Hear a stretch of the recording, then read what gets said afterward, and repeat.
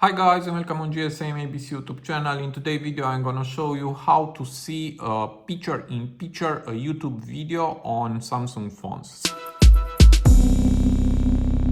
So here I have a Galaxy A36 5G from 2025, and if you want to see a video smaller picture-in-picture on this phone, you can do it. For that, just go to settings and here look for advanced features.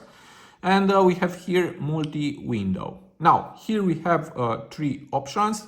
Go to the second one, swipe for pop-up view. And if you enable this feature with your finger, you can tap and make the window smaller. And I will show you how to do it. So first I will enable the option. Here you can let unchanged top corner area large. And now I will go to YouTube. And here I have a video, and to make the window smaller and to see picture in picture, now just put your finger here and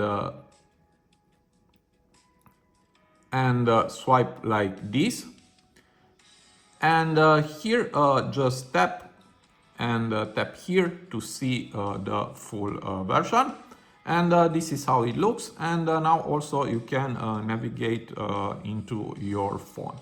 Okay, now if you want to make it larger again, just tap here and we are back. If you want to make smaller the window, again tap with your finger here and make it smaller.